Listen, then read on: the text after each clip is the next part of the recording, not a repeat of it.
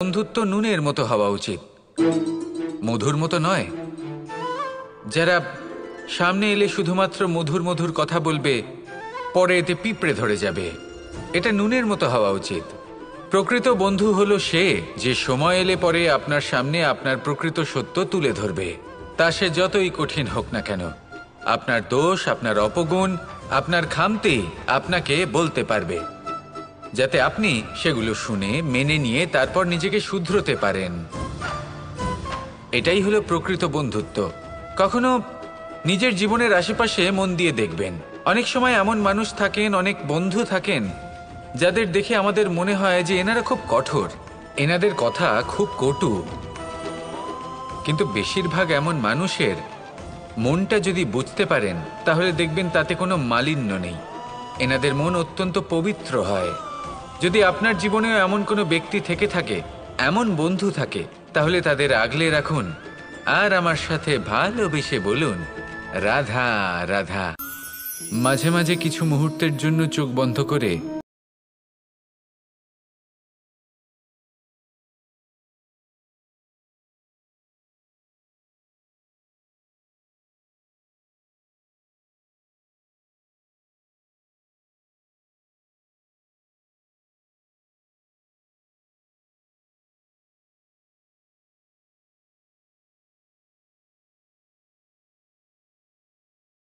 অন্তরের যন্ত্রণা, ভয়, নিরাশা, এই সব কিছুই সবার আগে দেখতে পাবেন আপনি। আর এই সব কিছুই আমাদের দুঃখের কারণ হয়ে ওঠে। এই সব কিছুর সারমর্ম কি? সারমর্ম শুধু একটাই, সেটা হলো এই যে আমাদের এই মন তা কিন্তু দুষ্কর্ম পছন্দই করে না। আমাদের এই মন একটা সুখময় জীবন যাপন করতে চায়, সৎকর্ম করতে চায়। তাই এটাই করুন, শুভ চিন্তা করুন, শুভ কর্ম করুন, ইতিবাচক মনোভাব নিয়ে জীবনে অগ্রসর হন। তারপর চোখ বন্ধ করে অন্তরে দেখতে থাকুন, দুঃখের আভাসই পাবেন না। এই মন প্রসন্নতা এবং প্রেমের দ্বারা পূর্ণ হবে এবং বারবার বলে উঠবে, রাধা রাধা। রাত্রিবেলায় যখন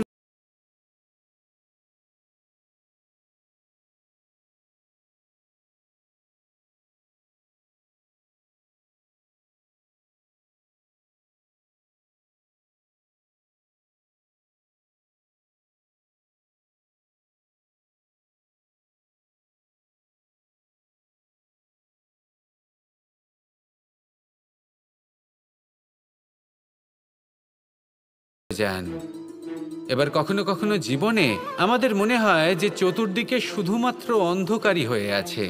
প্রত্যেকেরই তা কখনো মনে হয়। আর তখনই আমাদের নিরাশ হলে চলবে না, আমাদের দুঃখী হলে চলবে না। সেই সময় আমাদের খুঁজতে হবে নিজেদের আশেপাশে, চতুর্দিকে আর কোথাও না কোথাও আমরা প্রকাশ অবশ্যই দেখতে পাবো, আশার একটা কিরণ অবশ্যই দেখতে পাবো। কেউ এমন একটা কর্ম করেন যেটা দেখে আমরা প্রেরিত হয়ে যাই।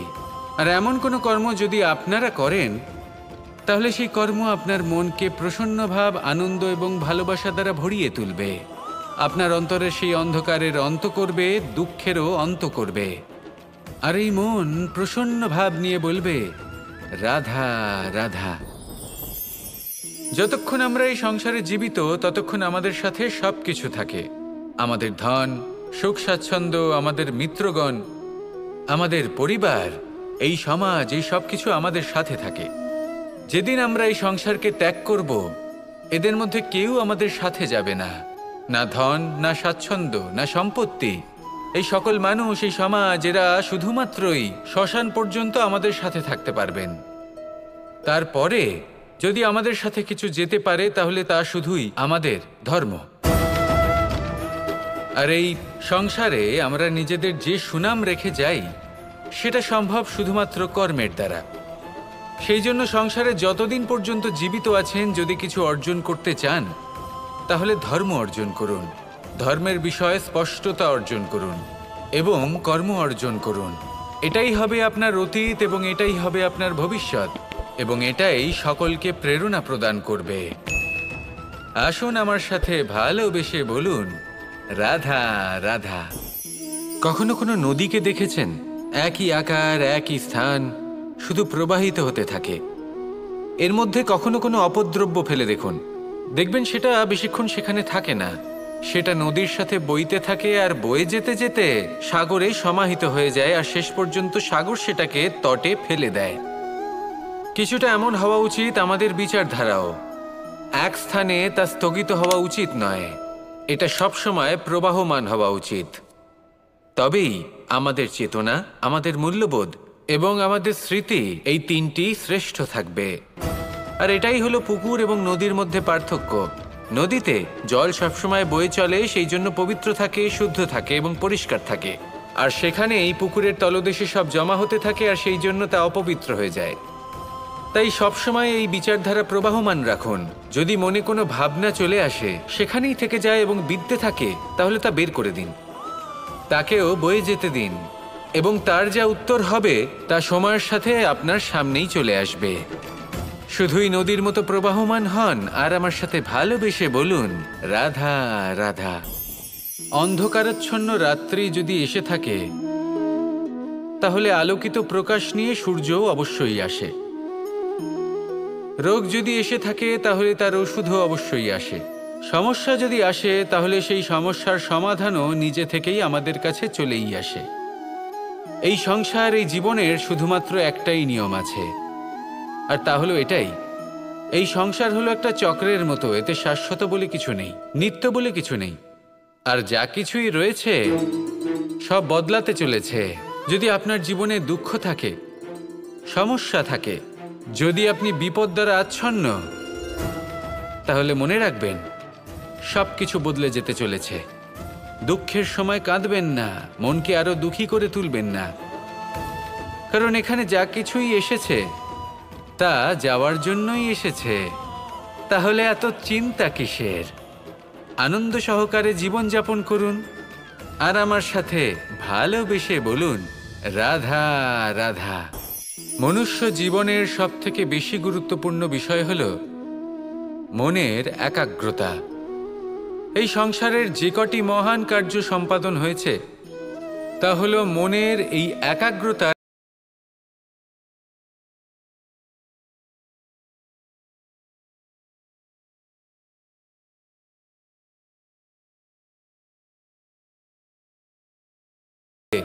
প্রয়োজন মতো বা মনের ইচ্ছে মতো তাকে ব্যবহার করা সম্ভব। এবার এটাই আমাদের মনের সাথেও সম্ভব। আমাদের মনের একাগ্রতা আজকের দিনে দাঁড়িয়ে বিভিন্ন ধরনের বিকার, ক্রীড়া এবং ভোগের মধ্যে ভাগ হয়ে গেছে। একে একত্রিত করতে হবে, একটা বাঁধ নির্মাণ করতে হবে,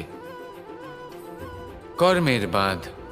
আপনাকে শুধু এটাই করতে হবে, যেটা উচিত কর্ম সেটাই করুন, যেটা অনুচিত কর্ম সেটা করা থেকে নিজেকে বিরত রাখুন। ব্যাস, এই কাজটাই আপনি করতে থাকুন, করতে থাকুন। মনের মধ্যে একাগ্রতার বাঁধ নির্মাণ করুন।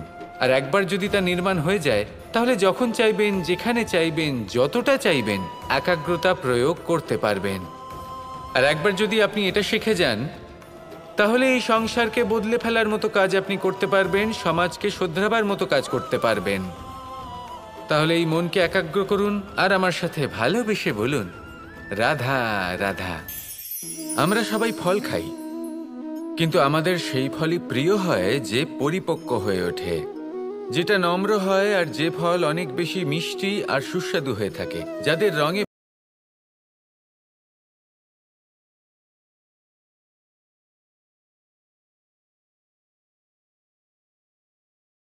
খুব মধুর, যাদের অন্তরে আত্মবিশ্বাসের একটা তেজ, একটা রং দেখা যায়। এবার এমন ব্যক্তি আমরা কি করে হব? ঠিক সেইভাবেই যেমন একটা ফল রোদ, বর্ষা, শীত, বায়ু এই সকল সংকটময় পরিস্থিতির সম্মুখীন হয়ে পরিপক্ক হয়ে ওঠে, সেইভাবেই মানুষ সংকটময় পরিস্থিতির সম্মুখীন হয়ে পরিপক্ক হয়ে ওঠেন। যদি এই সংকটের সম্মুখীন হন, তাহলে অভিজ্ঞ হবেন, আর এই অভিজ্ঞতাই শিক্ষা দিয়ে যাবে। এই অভিজ্ঞতা আমাদের শিখিয়ে দেয় যে আমাদের বিনম্র থাকতে হবে। অহংকার করে কোনো লাভ নেই। মধুর বাণীর যে কি মূল্য তা আমরা শিখতে পারি। এই অভিজ্ঞতাই আমাদের বুঝিয়ে দেয় যে উচিত অনুচিত কোনটা, আমাদের দৃষ্টিভঙ্গি তৈরি করে, আর এই দৃষ্টিভঙ্গি দ্বারা আত্মবিশ্বাস জাগ্রত হয়। সেই জন্য জীবনে কখনো বিপদ থেকে দূরে পালাবেন না, সেগুলোর সম্মুখীন হন, অভিজ্ঞতা লাভ করুন, তার থেকে শিক্ষা লাভ করুন, এইভাবেই পরিপক্ক হবেন। আসুন আমার সাথে ভালোবেসে বলুন, রাধা রাধা। ধন সঞ্চয় করা সম্ভব, আর সেই জন্য ধন সবথেকে বেশি মূল্যবান সম্পত্তি নয়। এবার আপনি বলবেন, এ আমি কি বলছি? এই ধন খুব মূল্যবান, আমরা সকলে অর্জন করতে ব্যস্ত।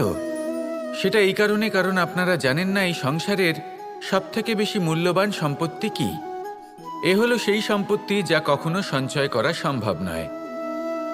আপনার কাছে যতই ধন থাকুক তা দিয়ে আপনি স্বাস্থ্য লাভ করতে পারেন, বাড়ি কিনতে পারেন, আদি ইত্যাদি, কিন্তু আপনি যতই ধনী হন না কেন, ফেলে আসা দিনের একটা মুহূর্ত আপনি লাভ করতে পারবেন না। এই একটা মুহূর্ত, এই সময়, এটাই হলো সংসারের সবথেকে মূল্যবান সম্পত্তি। একবার চলে গেলে তা কখনোই ফিরে আসে না। আর এই মুহূর্ত যতই চলে যাক না কেন, আমরা স্মৃতির মাধ্যমে সেগুলি যাপন করতে পারি, তার আনন্দ উপভোগ করতে পারি। আর যার সাথে আমরা সময় অতিবাহিত করেছি তার স্মৃতিতে আমরা চিরকাল জীবিত থাকতে পারি। সেই জন্য সময় সবথেকে মূল্যবান সম্পত্তি, তাকে এইভাবে নষ্ট করবেন না। প্রত্যেকটা মুহূর্ত উপভোগ করুন, আনন্দ করুন, আর ভালোবেসে বলুন, রাধা রাধা। মানুষের জীবনে তিনটি গুণ অত্যন্ত প্রয়োজনীয়: শ্রদ্ধা, বিনম্রতা, যোগ্যতা। যদি জ্ঞান লাভ করতে চান তাহলে শ্রদ্ধার প্রয়োজন, যদি মান লাভ করতে চান তাহলে স্বভাবে বিনম্র হওয়া প্রয়োজন, আর যদি মনোবাঞ্ছিত স্থান লাভ করতে চান তাহলে যোগ্যতার প্রয়োজন। বিষয়টা সহজ। শ্রদ্ধা আপনাকে জ্ঞান দেবে, নম্রতা আপনাকে মান, আর যোগ্যতা উচিত স্থান দেবে। কিন্তু যদি আপনি এই তিনটি গুণ সম্মিলিত করেন তাহলে এমন কিছু লাভ করবেন যা এই সব কিছুর থেকে অনেক ঊর্ধ্বে। সম্মান। আর এ হলো সেই সম্মান যা প্রত্যেক মানুষের নিজের জীবনে লাভ করতে চেষ্টা করা উচিত, কারণ এই হলো সেই সম্মান যার কারণে আপনি চলে যাওয়ার পরেও এই সংসার আপনাকে ভালোবাসবে আর মনে রাখবে। আসুন আমার সাথে ভালোবেসে বলুন, রাধা রাধা। জীবনে গতি অত্যন্ত গুরুত্বপূর্ণ, মতিও হলো গুরুত্বপূর্ণ, এবং তার থেকেও বেশি গুরুত্বপূর্ণ হলো সঙ্গতি। একটা জলের ফোঁটা, তার মধ্যে গতি থাকে, প্রকৃতির মধ্যে তা লাভ করার ইচ্ছে নিহিত থাকে, কিন্তু এই যে সঙ্গতি তা নির্ধারিত করে যে এই জলের ফোঁটা ঝিনুকের মুখে পড়ে মুক্তোতে পরিণত হবে নাকি বিষাক্ত সাপের মুখে পড়ে বিষে পরিণত হবে। এবার দেখুন, এই জঞ্জাল স্বর্ণকারের দোকানের সামনেও থাকে এবং জঞ্জাল একজন ব্যবসাদারের দোকানেও থাকে, কিন্তু জঞ্জাল যা স্বর্ণকারের দোকানে থাকে তা ব্যবসাদারের দোকানের জঞ্জালের থেকে অনেক বেশি মূল্যবান, কারণ তার মধ্যে সোনার কণার সঙ্গতি থাকে। সেই জন্য জীবনে সঙ্গতির উপর বিশেষ গুরুত্ব দেবেন। যেমন সঙ্গতি তেমনই আপনি হবেন। আসুন আমার সাথে ভালোবেসে বলুন, রাধা রাধা। দিশা আমাদের পথ প্রদর্শন করে, আর আমরা এই দিশার মধ্যেও পবিত্র অপবিত্র, শুভ অশুভ জিনিস খুঁজে পাই। কিন্তু প্রশ্ন হলো এটাই যে সত্যি কি এই দিশা পবিত্র বা অপবিত্র হয়, শুভ বা অশুভ হয়? সত্যি কথা বলতে দিশা শুধুই একটা দিক মাত্র, কিন্তু সেই দিকে যে ব্যক্তি থাকেন তার কর্ম হয় শুভ হয় নয় অশুভ হয়। যেমন ধরুন সূর্য, সূর্য যাকে ছাড়া আমাদের জীবন চলতে পারে না, উনি উদিত হন পূর্ব দিক থেকে, এবং এই কারণে সূর্য মহান নন বা পবিত্র নন যে উনি পূর্ব দিক থেকে উদিত হন। উনি এই কারণে মহান কারণ উনি আমাদের সকলকে প্রকাশ প্রদান করেন, এবং পূর্ব দিক এই কারণে মহান কারণ সেদিক থেকে সূর্যোদয় হয়। এবার সূর্যাস্ত হয়ে থাকে পশ্চিম দিক থেকে, আর তাই বেশিরভাগ মানুষ পশ্চিমকে অশুভ মনে করেন, অপবিত্র মনে করেন। সেখানেই যদি আমি উত্তর এবং দক্ষিণের কথা বলি তাহলেও সেই একই ব্যাপার। উত্তর দিকে যদি আমরা কখনো যাত্রা করতে চাই তাহলে আমরা নিঃসংকোচে কোনো ভাবনা চিন্তা ছাড়াই যাত্রা করতে পারি, সেখানেই দক্ষিণ দিকে যদি আমরা যাত্রা করতে চাই তাহলে আমরা শুভ মুহূর্ত খুঁজি। কারণটা কি? কারণ উত্তর দিকে হিমালয় পর্বত আছে, যেখানে আমরা জড়িবুটি খুঁজে পাই, যেখান থেকে পবিত্র নদী প্রবাহিত হয়। সেখানেই দক্ষিণ দিকে আছে বিশাল নোনা জলের সাগর। এমন একটা স্থানও আছে যেখানে লঙ্কাপতি রাবণ থাকতেন। আর হয়তো এই সকল কর্মের কারণেই আমাদের দৃষ্টিভঙ্গি এমন হয়ে গেছে। তাই আপনার কর্ম সবসময় যথাসম্ভব শ্রেষ্ঠ রাখুন, কারণ আপনার কর্ম শুধু আপনার জন্যই নয়। আপনি যেখানে আছেন, আপনার কুল, আপনার স্থান, আপনার দিশা, এই সব কিছুর ওপর তার প্রভাব পড়বে। তাই সবসময় শুভ কর্ম করুন এবং আমার সাথে ভালোবেসে বলুন, রাধা রাধা। আমরা যখনই কোনো যাত্রায় যাব বলে মনে করি, তখনই আমরা প্রস্তুত থাকি আসন্ন বিপদের জন্য বা সংকটের জন্য। যেমন যদি আমাদের মনে হয় যে আজকের পরিবেশ খুব ঠান্ডা হবে, তাহলে আমরা গরম বস্ত্র ধারণ করি বা সেটাকে সাথে নিয়ে যাই। যদি মনে হয় যে বৃষ্টি হতে পারে বা বৃষ্টি হয়ে চলেছে, আমরা দেখছি, তাহলে আমরা একটা ছাতা সাথে নিয়ে নিই। আমরা প্রস্তুত থাকতে চাই এবং এটাই উচিত, এবং সেই কারণেই আমরা যাত্রায় সাফল্য লাভ করি। কিন্তু যদি আমরা কথা বলি জীবনযাত্রা নিয়ে, যা কিনা সব থেকে বেশি গুরুত্বপূর্ণ, তাহলে তার জন্য আমরা পূর্ণরূপে প্রস্তুত থাকি না। আশেপাশের মানুষ, এই সমাজ, আমাদের সাথী, আমাদের মিত্ররা যে কোনো মুহূর্তে বদলে যেতে পারেন। সেই জন্য আমরা নিজেদেরকে কখনো সাবধান করি না, কখনোই নিজেদের প্রস্তুত করি না। আমাদের এটা কখনোই মনে হয় না যে এরকম হতে পারে। আর সেই কারণেই শেষে গিয়ে আমরা অত্যন্ত দুঃখ পাই। একটা অমূল্য শিক্ষা আছে যেটা আমাদের লাভ করা উচিত। সতর্ক থাকা উচিত। এই জীবনযাত্রার জন্য শুধুমাত্র এই পরিবেশের বিষয়ে তথ্য সংগ্রহ করা বা তাকে অনুমান করা, এটুকু হলেই চলবে না। আমাদের আশেপাশের মানুষজনকে দেখতে হবে, তাদের স্বভাব পরিস্থিতির ওপর নজর রাখতে হবে। যখন তারা রং পাল্টাচ্ছেন, নজর রাখতে হবে, তা অত্যন্ত আবশ্যক। পরিবর্তন আপনার জীবনে অবশ্যম্ভাবী। সঠিকভাবে তার সম্মুখীন হন। আসুন আমার সাথে ভালোবেসে বলুন, রাধা রাধা। কোনো ব্যক্তিকে নিশ্চয়ই দেখেছেন যিনি নিজে কাঠ কাটার এই কাজে নিপুণ এবং অভিজ্ঞ। এবার আপনারা দেখবেন যে তার মনোযোগ সমস্ত কাঠের ওপর থাকে না। তার মনোযোগ থাকে শুধুমাত্র একটা কাঠের ছোট্ট একটি অংশের ওপর, যেখান থেকে তার টুকরো করা হচ্ছে। কিন্তু সেটা উনি কেন করেন? যদি এটা উনি না করেন, তাহলে সেই কাঠ সঠিক পদ্ধতি এবং তাড়াতাড়ি কাটা যাবে না। জীবনেও তাই হয়ে থাকে। আপনি হয়তো কোনো লক্ষ্য স্থির করেছেন বা পথ নির্বাচন করেছেন বা কাজ স্থির করেছেন যেটা আপনি করেই ছাড়বেন। তাহলে নিজের সম্পূর্ণ মনোযোগ শুধুমাত্র তার উপর কেন্দ্রীভূত করুন। যদি আপনার মন এদিক ওদিক তাকাতে থাকে, অস্থির হয়ে পড়ে, বিচলিত হয়ে পড়ে, যদি তা হয়ে থাকে, তাহলে আপনি অবশ্যই অসফল হবেন।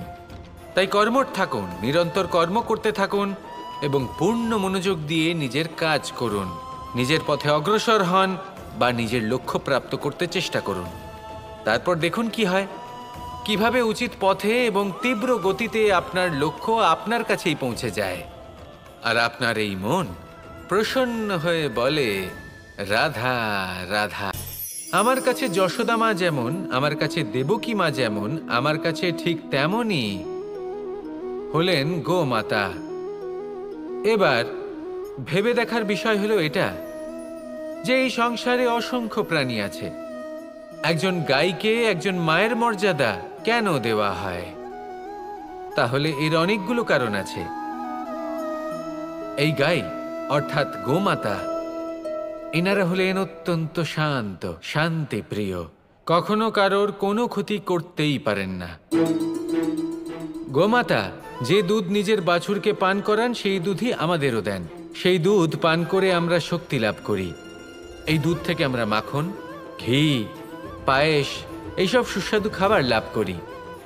গোমাতার গোবর আমাদের জ্বালানি হিসেবে সাহায্য করে, যার ফলে খুব কম সংখ্যক কাঠ ব্যবহার করা যায় এবং বেশিরভাগ জঙ্গল সুরক্ষিত থাকে।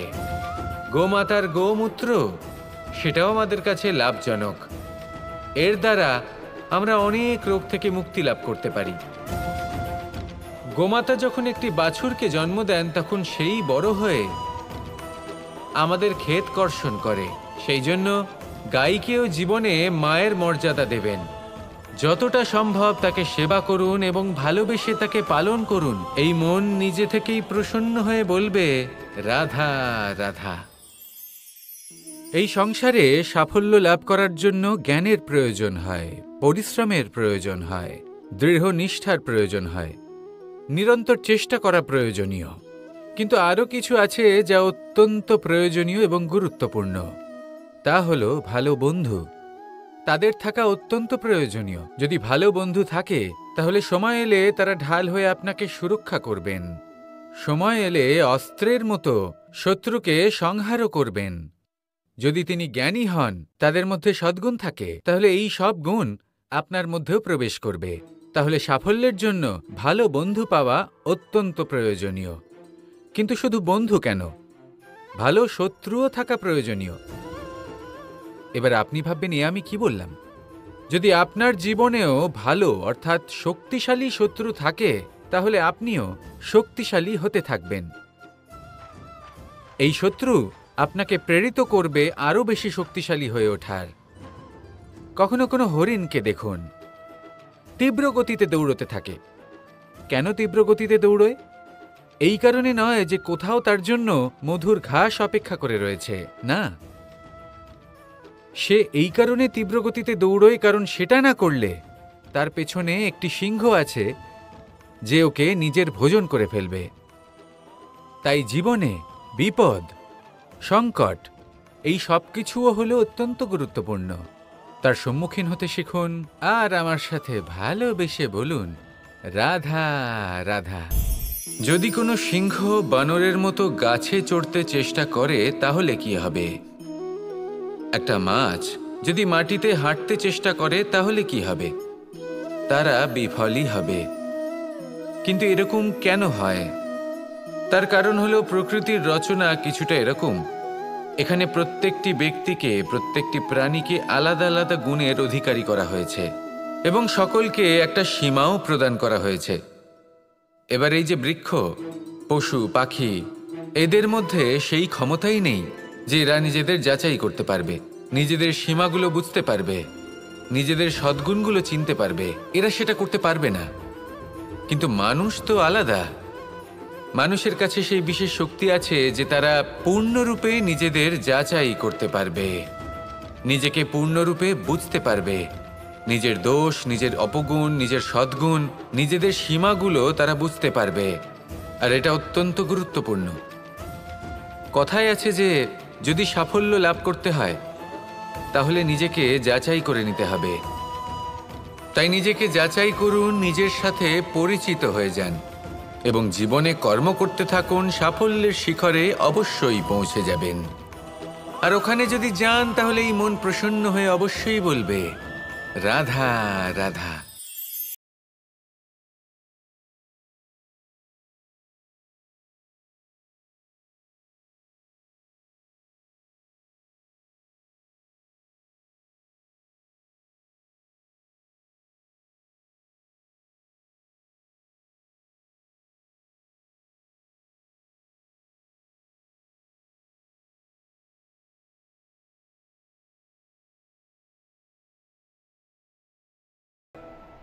তারপর অনেক বিপদের সম্মুখীন হয় আর অনেক ধরনের বাধা সে অতিক্রম করে। তার শক্তির এতটাই বৃদ্ধি হয় যে তাকে বাধা দেওয়া একেবারেই অসম্ভব ব্যাপার হয়ে যায়। দেখুন, নদী তো মহান বটেই, কিন্তু তাকে মহান করে তুলেছে কে? সেই সকল বিপদ যার থেকে ও কখনো পালায়নি। সেইভাবেই আমাদেরও বিপদ থেকে পালিয়ে গেলে হবে না, তার সম্মুখীন হতে হবে সাহসের সাথে, পূর্ণ শক্তি প্রয়োগ করে। তবেই আমরা শিখতে পারবো, তবেই আমরা সামনে এগোতে পারবো। যদি আপনি জীবনে কুন্দন হয়ে উঠতে চান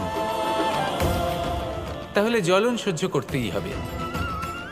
আসুন আমার সাথে ভালোবেসে বলুন, রাধা রাধা। বনের মধ্যে যদি আপনি কোনো বিষাক্ত সাপ দেখেন তাহলে কি করবেন? আপনি তখনই তার থেকে দূরে পালাতে চেষ্টা করবেন। আর এটা কেন করবেন? নিজের রক্ষার্থে। এই কথা আমি নয় মেনে নিলাম, কিন্তু নিজের জীবনে এটা করেন না কেন? আপনি যেখানেই যান, যে স্থানেই যান না কেন, প্রত্যেক সময় প্রত্যেক মুহূর্তে এমন বিষাক্ত সাপ আপনি অবশ্যই খুঁজে পাবেন। আর সেই সাপ নয় যাদের আপনি বনে খুঁজে পাবেন, এরা হলো সেই সাপ যা আপনাকে পাপ করতে বাধ্য করবে। আপনার অন্তরের বাসনা, ক্রোধ, অহংকার, লোভ, ঈর্ষা এদের বৃদ্ধি ঘটাবে। দেখুন, বনের এই সাপ আপনাকে একবার ছেড়ে দিতেও পারে, ছোবল নাও মারতে পারে, কিন্তু এই যে পাপরূপী সাপ আছে তা অবশ্যই ছোবল মারবে। কর্ম যদি করেন তাহলে অবশ্যই ফল পাবেন। সেই জন্য যখনই কোথাও যাবেন, যদি এমন কাউকে দেখেন, যদি এমন কিছু দেখেন যে আপনাকে পাপ করতে বাধ্য করছে, তাহলে সেই মুহূর্তে সেখান থেকে পালিয়ে যান। যেমন বনের সাপ দেখে আপনি পালাতে থাকেন। সৎকর্মের রক্ষা অত্যন্ত আবশ্যক। আসুন আর আমার সাথে ভালোবেসে বলুন, রাধা।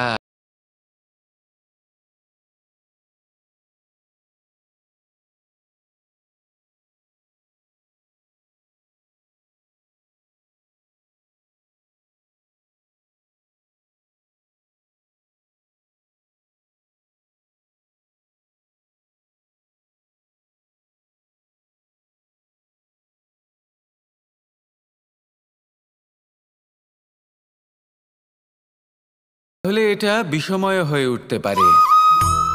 এই হলো সেই ধুতুরা যার প্রয়োগ মহাদেবের পুজোতে করা হয়। এবার প্রশ্ন হলো এটাই যে এই স্বর্ণ এবং এই ধুতুরার মধ্যে মিল কি রয়েছে। মিল হলো এটাই যে এই দুটোই মানুষকে মত্ত করে তোলে। ধুতুরা মানুষকে তখন মত্ত করে যখন তাকে সেবন করা হয়, কিন্তু স্বর্ণ, ধন, সম্পত্তি মানুষ এটা যতটাই অর্জন করে নেয় সেটাই যথেষ্ট। এই স্বর্ণ মানুষের ভাবনা চিন্তা করার ক্ষমতাকে বশ করে ফেলে। মানুষ সম্পত্তির লোভে মত্ত হয়ে ওঠে, কারণ যে যত চমৎকারী, যতটা অমূল্য হয় তাকে সামলানো কিন্তু ততটাই কঠিন, তাই না? তাই মনে রাখবেন, ধন, স্বর্ণ, সম্পত্তি এগুলো ধুতুরার থেকেও অনেক বেশি বিষাক্ত হতে পারে। তাই এর ওপর আত্মসংযমের একটা কবচ পরিয়ে রাখবেন এবং বিবেকের শক্তির সাথে এগুলো প্রয়োগ করুন, তবেই কল্যাণ হবে। আসুন আমার সাথে ভালোবেসে বলুন, রাধা রাধা।